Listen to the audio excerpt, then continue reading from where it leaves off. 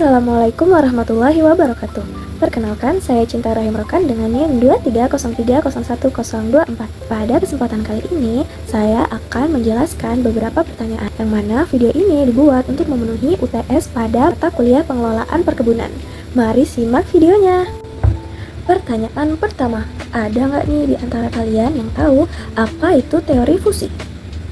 Mari akan saya jelaskan. Jadi, teori fusi dalam konteks perkebunan adalah sebuah teori yang menjelaskan proses penggabungan beberapa elemen organisasi di dalam suatu perkebunan agar prosesnya berjalan secara harmonis. Apakah kalian melihat gambar ini?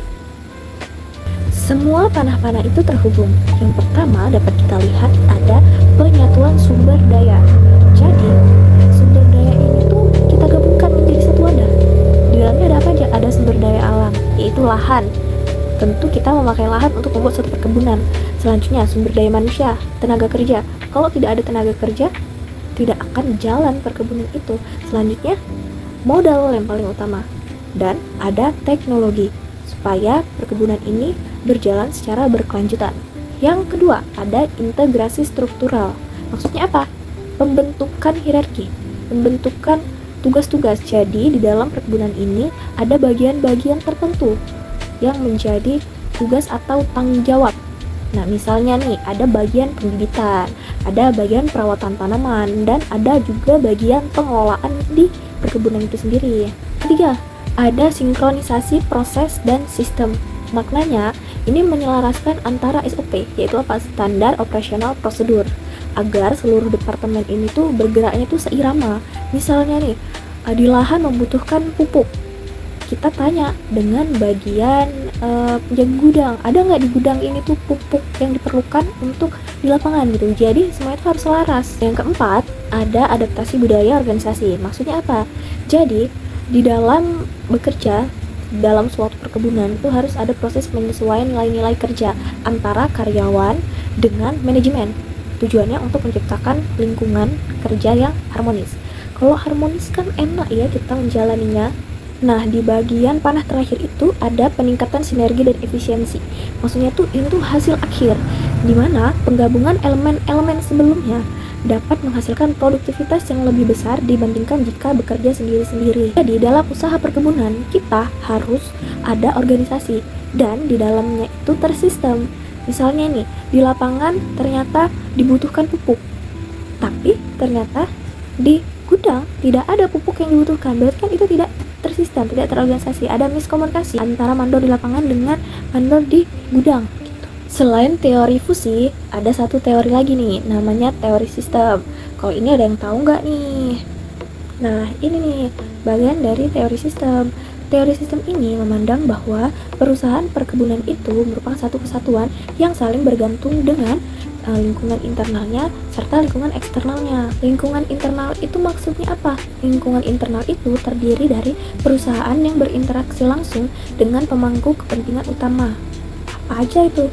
Yang pertama ada pelanggan sebagai pembeli hasil komoditas. Kemudian yang kedua ada pemasok sebagai penyedia bibit, penyedia pupuk, dan alat mesin pertanian.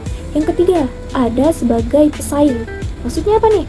Adanya perusahaan perkebunan lain yang bergerak di komoditas yang sama. Kemudian ada pemegang saham, yang mana ini merupakan pemilik modal atau investor. Nah, yang kelima, yang terakhir, ada serikat pekerja dan badan pemerintah. Ini tuh terkait regulasi ketenagakerjaan dan kebijakan agraria dari negara. Bagaimana dengan lingkungan eksternal? Di dalam lingkungan eksternal itu terdapat 4 pilar yang perusahaan perkebunan itu harus beradaptasi dengan 4 pilar tersebut. Pertama, lingkungan ekonomi, adanya fluktuasi harga komoditas global dan nilai tukar. Kedua, lingkungan sosial, yang mana berhubungan dengan masyarakat sekitar kebun dan adanya tanggung jawab sosial. Yang ketiga, lingkungan politik, ini berkaitan dengan kebijakan pemerintah yang terkait dengan ekspor serta penggunaan lahan. Keempat, lingkungan hukum, pasti ini merupakan kepatuhan terhadap sertifikasi keberlanjutan seperti ISPO atau RSPO dan aturan lingkungan hidup.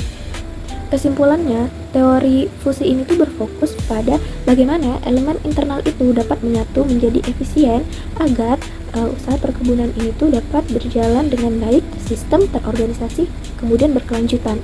Sedangkan teori sistem merupakan teori yang fokus pada bagaimana organisasi ini dapat bertahan hidup dengan cara merespon dinamika lingkungan luar dan kebutuhan para pemangku kepentingan agar perusahaan perkebunan ini tuh dapat berjalan dengan lancar dan dapat dilakukan secara berkelanjutan. Pertanyaan kedua, bagaimana manajemen dan teknis pembukaan lahan perkebunan yang sesuai environmental ethics sehingga usaha perkebunan bersifat berkelanjutan dan tidak terdapat konflik sosial? Pasti terdengar asing nih. Sebenarnya apa itu environmental ethic? Makna sederhananya itu etika lingkungan.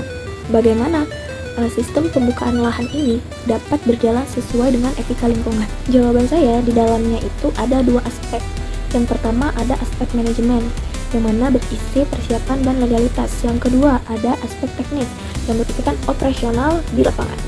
Akan kita bahas yang pertama, yaitu aspek manajemen. Di dalam aspek ini tuh, manajemennya harus memastikan bahwa operasional bisnis tidak hanya mengejar profit, tetapi juga menjaga hubungan dengan sistem sosial serta hukum. Caranya bagaimana? Langkah pertama itu bisa dengan menerapkan FPIC. Apa itu? Melakukan negosiasi tanpa paksaan dengan masyarakat lokal sebelum lahan dibuka untuk menghindari konflik sosial dan sengketa lahan.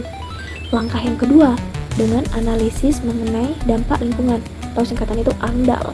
Jadi, di dalamnya itu menyusun dokumen perencanaan yang matang untuk memetakan risiko kerusakan ekosistem dan menentukan langkah mitigasinya. Kemudian yang terakhir itu langkahnya dengan kepatuhan sertifikasi. Apa tuh maksudnya? Mengikuti standar keberlanjutan seperti RSPO atau ISPO gunanya untuk menjamin tata kelola dan etis yang transparan. Aspek kedua, aspek teknis, yaitu aspek operasional di lapangan. Secara teknis, pembukaan lahan harus meminimalkan kerusakan struktur tanah dan keanekaragaman hayati. Caranya bagaimana? Yang pertama, metode pembukaan lahan tanpa bakar atau zero burning.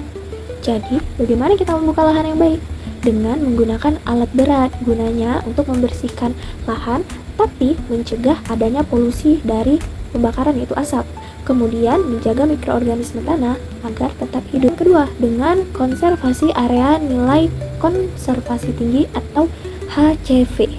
Bagaimana itu? Dengan tidak membuka lahan di wilayah yang memiliki fungsi perlindungan air, habitat satwa langka atau situs budaya masyarakat. Yang ketiga, pengelolaan limbah dan drainase.